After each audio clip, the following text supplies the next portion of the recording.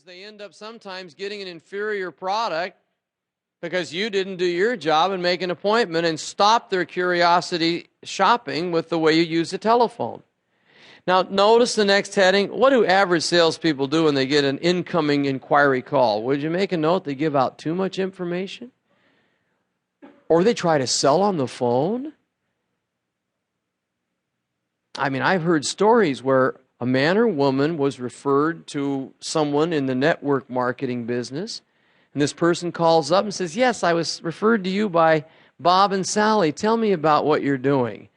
And this person totally tries to overwhelm them on the telephone, and the more you sell on the phone, the more fear you create, unless you're in telephone sales, and there's just about a handful of you that are totally into 800 number selling. So we're going to try to make this real generic today.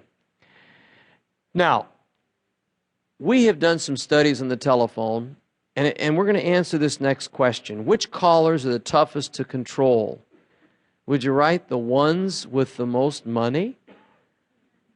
See, the people that have the most qualifications to say yes are also the tough ones. They're the ones that are somewhat nasty. They want all the information, don't want to give out their names. Now, we find this particularly true in the profession of real estate. The ones that have the money to buy a fine property got the money because they're tough and somewhat nasty when trying to be sold. The people in real estate that call up and say, hi, I've got all day to look, and my name, and they spell it, and they're wonderful people. They just have no money. So the better you are at technique, the more you'll do business with the more qualified people when you pick up a telephone. Now, I believe there's 3 goals when any voice gets on that phone. Now, let's look what it says. What is the goal of the professional? Number 1, get their name. Make a commitment that if anyone calls, I'm getting their name. Now, the way you get their name is when they call and say, I'm calling about your whatever. Just say, oh, yes. By the way, my name is. Remember, by the way? By the way, my name is. Give your name, and then you must say, may I ask who's calling, please? Now, if you will say, oh, yes, by the way, my name is Jim. May I ask who's calling, please? You'll be amazed with that phraseology, how they say, well, this is a Bill Smith. Try never to go on the first name. Use the last name. Yes, Mr. Smith. What can I tell you? All right. The second thing we move for, number 2, an appointment. All right. We got the name. My goal is to have you either come into my location or I'm going to sit down with you. You're not just getting information. Let's get an appointment. And, of course, number 3, a phone number for follow-up. Try never to talk to anyone on the phone and hang up without getting their phone number for follow-up. And I don't care what your product or service, try to file phone numbers on everyone that calls your company. They may not be interested today, but if you keep in touch with people, you'll be amazed how you can take someone who is ready in the year or two to say yes to your product by phoning them back.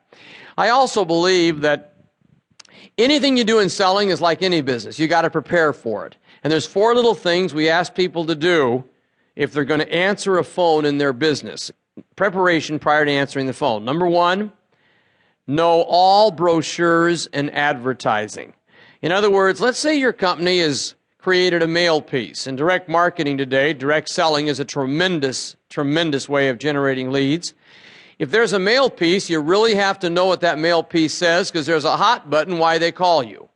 If your company puts an ad in the paper, decides to do radio or television advertising, you must really know the ad so you'll know their hot button when they call. Number 2, have paper and pen available.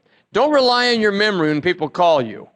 I suggest that there's a message card next to every phone so that you can quickly write the name of the person, what they're calling about, so when they walk in, you're more intelligent about it.